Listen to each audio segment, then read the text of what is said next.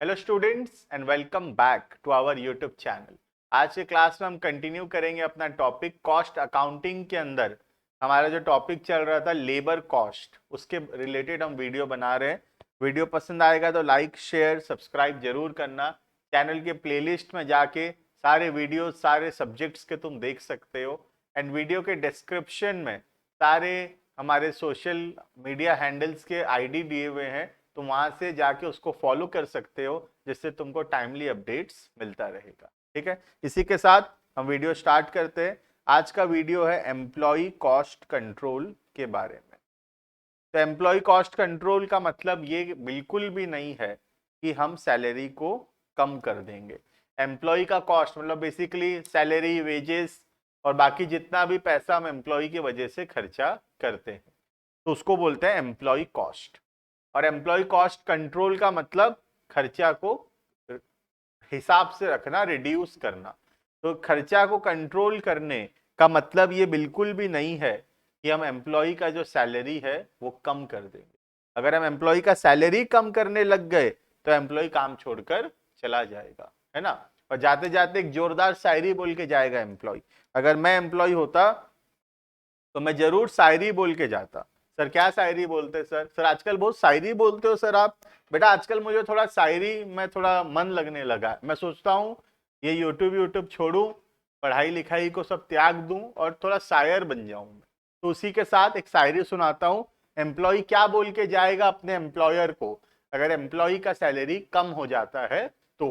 ठीक है, देखना। एम्प्लॉय बोलेगा, गुलामी के जंजीरों से, गुलामी के जंजीरों से स्वतंत्रता की शान अच्छी, गुलामी के जंजीरों से स्वतंत्रता की शान अच्छी, चंद रुपयों की नौकरी से चाय की दुकान अच्छी। ठीक है, तो एम्प्लॉय मुंह पे बोल के जाएगा, बेटा तुम्हारा जॉब छोड़ा, मैं चला चाय की दुकान करने। और तुम तो जानते ही हो चाय की दुकान में कितना प्रॉफिट होता है आजकल, है ना। चलो, तो इसी के साथ हम वीडियो स्टार्ट करते हैं। वीडियो में हम देखेंगे कि एम्प्लॉय कॉस्ट कैसे रिड्यूस किया जाएगा। सैलरी कम कर देना इज नॉट अ सॉल्यूशन, वो सॉल्यूशन नहीं है। ठीक है, देखना। Employee cost are associated with human beings. Employee cost किससे रिलेटेड है? ह्यूमन बींग से, क्योंकि एम्प्लॉय को पैसा दे रहे, एम्प्लॉय इंसान है ना, ह्यूमन बींग है। ठीक है, to control employee cost one has to understand human behaviour. ठीक है, employee cost control means control over the cost incurred on employees. तो एम्प्लॉय के रिलेटेड जो खर्चा हो रहा है उसको कंट्रोल करना। Control over employee does not imply control over the size of the wage bill. देखो ये भी वही बात बोल दिया, वेजेस कम करना, सैलरी कम कर देना, ये सॉल्यूशन बिल्कुल भी नहीं है। ठीक है, it also does not imply that wages of each employee should be kept as low as possible. इसका मतलब ये भी नहीं है कि सैलरी कम से कम करेंगे। बेटा सैलरी कम करोगे ना तो एम्प्लॉय काम छोड़कर चला जाएगा, तो फिर क्या करोगे? किससे काम कराओगे? तुम करोगे काम, है ना। तो हम एम्प्लॉय का सैलरी कम नहीं कर सकते, तो फिर क्या करें सर? चलो देखते हैं। The aim should be to keep the wage per unit as low as possible. तो वेजेस पर यूनिट कम से कम आए, ये हमको कोशिश करना है। ये कैसे होगा सर? ऑर्गेनाइजेशन का अगर एफिशिएंसी बढ़ेगा, एम्प्लॉय का एफिशिएंसी बढ़ेगा, तो वेजेस पर यूनिट कम आएगा, है ना। आइडल टाइम रिड्यूस होगा, खाली समय कम होगा, तो भी वेजेस पर यूनिट कम आएगा। This can be only be achieve by giving employee appropriate compensation to encourage efficiency. अच्छा पैसा देना पड़ेगा, कम पैसा देने से काम नहीं बनेगा, अच्छा पैसा देना पड़ेगा ताकि वो एफिशिएंटली काम करे, so that optimum output can be achieved in effective manner।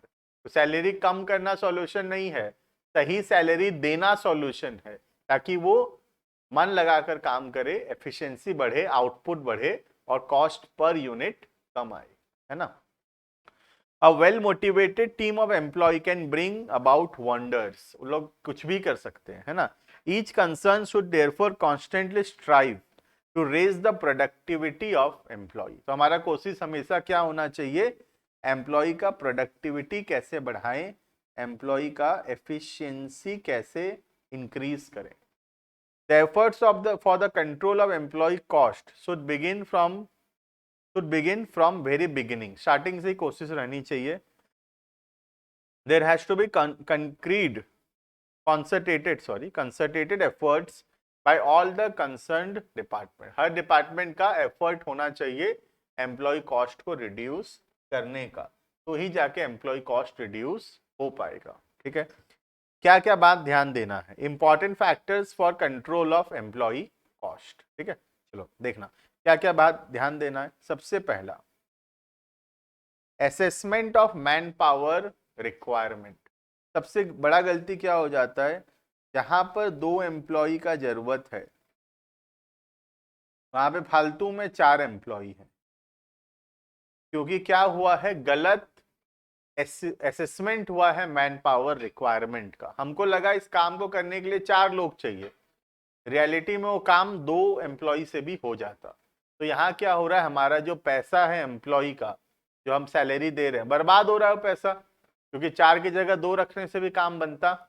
तो पहला बात जो ध्यान देना है वो है correct assessment of man power requirement. मतलब काम करने के लिए कितने वर्कर्स चाहिए, कितना मैन पावर चाहिए, इसका करेक्ट असेसमेंट होना जरूरी है। ठीक है, next, control over time keeping. कितना समय लगा रहे काम करने के लिए, उसके ऊपर भी कंट्रोल होना चाहिए। ठीक है, ऐसा होता है कभी कभी एम्प्लॉय फालतू में ज्यादा समय लगा रहा है कोई काम को करने के लिए, जैसे काम को करने के लिए 5 आवर्स का जरूरत है, लेकिन फालतू में वो 7 घंटा लगा रहा है। तो हमको ध्यान देने का जरूरत है कि 5 घंटा लगना चाहिए था, 7 घंटा क्यों लग रहा है, आखिर एम्प्लॉय इनएफिशिएंट है। तो ये बात हमको ध्यान देने का जरूरत है, वरना क्या होगा, हमारा एम्प्लॉय कॉस्ट पर यूनिट जो है वो काफी ज्यादा इंक्रीज हो जाएगा। क्लियर है इतना? Next, third point, time and motion study. Time study तो वही है कितना समय लगा रहा है काम को करने के लिए, और मोशन स्टडी, मोशन का मतलब होता है मूवमेंट्स। बहुत बार क्या होता है, एम्प्लॉय एक जगह से दूसरा जगह बहुत मूव करता है, कुछ मटेरियल्स को एक जगह से दूसरी जगह लेके जाने में, या फिर अननेसेसरी बहुत सारे मूवमेंट्स करता है जो कि बिल्कुल भी जरूरी नहीं है। ठीक है, तो मूवमेंट्स को हम 2 प्रकार में डिवाइड कर सकते हैं, productive movements and unproductive movement. Productive movement मतलब जो जरूरी है, वो मूवमेंट्स, वो मोशंस करना ही पड़ेगा। मोशन का मतलब होता है मूवमेंट्स करना। ठीक है, और अनप्रोडक्टिव मूवमेंट्स का मतलब जो नहीं करने से भी चलेगा, फालतू में एम्प्लॉय वो मूवमेंट्स कर रहा है, तो हमको उसको रिड्यूस करना है, वो मोशन को कम करना है, ताकि एम्प्लॉय कॉस्ट पर यूनिट जो है कम आए, क्योंकि टाइम कम लगेगा और फालतू में मूवमेंट्स कम होगा तो टाइम कम होगा, और टाइम कम होगा तो employee cost per unit reduce होगा। ठीक है, next, control over idle time. सबसे इंपॉर्टेंट है खाली समय। एम्प्लॉय बहुत समय फालतू में खाली बैठ रहा है, हम पढ़े हैं ये वाला ऑलरेडी। 2 प्रकार का आइडल टाइम होता है, एक होता है नॉर्मल आइडल टाइम, एक होता है abnormal idle time. Normal idle time मतलब वो उतना नुकसान तो होगा ही होगा, जैसे एम्प्लॉय मेन गेट से, फैक्ट्री का गेट का जो मेन गेट है वहां तक से मशीन तक पहुंचने में 10 मिनट लगाता है, बीच में ब्रेक्स लेता है, लंच ब्रेक होता है, चेंजिंग टाइम लगता है थोड़ा बहुत, मशीन को तैयार करता है, तो ये सब समय तो लगेगा ही लगेगा। तो ये है नॉर्मल आइडल टाइम, जिसको हम चाह कर भी रिड्यूस नहीं कर सकते। लेकिन एबनॉर्मल आइडल टाइम, फालतू में खाली बैठता है एम्प्लॉय, क्योंकि उस समय या तो काम नहीं है, रॉ मटेरियल नहीं है, मशीन खराब हो गया है, इलेक्ट्रिसिटी नहीं है, ऐसे जो प्रॉब्लम्स है उसके वजह से जो खाली बैठ रहा है एम्प्लॉय, उसको बोलते हैं एबनॉर्मल आइडल टाइम। ठीक है, तो हम लोग क्या रिड्यूस कर सकते हैं, एबनॉर्मल आइडल टाइम को हम रिड्यूस कर सकते हैं। नॉर्मल आइडल टाइम तो होगा ही होगा, उसको कोई रिड्यूस नहीं कर सकता, लेकिन हम एबनॉर्मल आइडल टाइम को रिड्यूस कर सकते हैं। ठीक है, दूसरा हो गया ओवर टाइम। कभी कभी क्या होता है, एम्प्लॉय एक्स्ट्रा काम करता है, एक्स्ट्रा काम करता है तो वेजेस एक्स्ट्रा मिलता है उसको, तो हमको ओवर टाइम पे भी चेक करना है कि कितना समय वो एक्स्ट्रा काम कर रहा है, क्या कर रहा है, ये सब हम लोगों को थोड़ा सा चेक करना पड़ेगा। ठीक है, next, control over employee turnover. Employee turnover, turnover का मतलब होता है एम्प्लॉय चेंज होना, मतलब बार बार एम्प्लॉय छोड़ के जाता है, उसके जगह नए एम्प्लॉयज आते हैं, उसको बोलते हैं एम्प्लॉय टर्नओवर। जितना ज्यादा टर्नओवर होगा उतना खराब है ऑर्गेनाइजेशन के लिए, क्योंकि जब भी एक नया एम्प्लॉय आता है उसको सिखाने में बहुत समय लगता है, बहुत रिसोर्सेस वेस्ट होता है उसको सिखाने में, है ना। तो हमको एम्प्लॉय टर्नओवर को भी कम से कम करना है, क्योंकि क्या होगा, जितने कम एम्प्लॉयज चेंज होंगे उतने रेगुलरली वही वही एम्प्लॉय ही काम करेंगे, और वही वही एम्प्लॉय काम करेंगे तो हमारा एफिशिएंसी जो है एम्प्लॉयज का वो इंक्रीज होगा, रिसोर्सेज कम लगेगा, टाइम कम लगेगा, ट्रेनिंग का पैसा बचेगा, और भी बहुत सारे बेनिफिट्स मिलेंगे। ठीक है, next, wages and incentive system. हमको अच्छा वेज एंड इंसेंटिव सिस्टम देखना होगा जिससे वेजेस भी ठीक आए और उससे प्रोडक्टिविटी भी इंक्रीज हो, मतलब क्वांटिटी प्रोड्यूस जो है वो भी इंक्रीज हो। बहुत सारा वेज सिस्टम है, आगे चल के हम वीडियोस में पढ़ेंगे, एल्से, रोवन, टेलर, ऐसे करके बहुत सारा वेज पेमेंट का सिस्टम दिया हुआ है, हमारे सिलेबस में है, उसका प्रैक्टिकल क्वेश्चंस भी हमारे सिलेबस में, हम एक एक करके सब कुछ कवर करेंगे। ठीक है, उसके बाद है job evaluation and merit rating.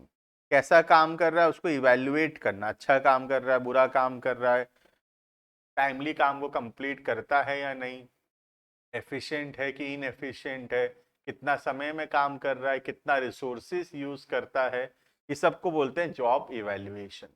और उसके हिसाब से उसको रैंक देते हैं, मेरिट रेटिंग, मतलब उसको रैंक देते हैं कि वो कैसा परफॉर्म कर रहा है, अच्छा परफॉर्म कर रहा है कि ठीक ठाक कर रहा है कि खराब परफॉर्मेंस दे रहा है, उसका मेरिट को जज करते हैं, मतलब कैसा परफॉर्मेंस कर रहा है उसका रैंकिंग करते हैं।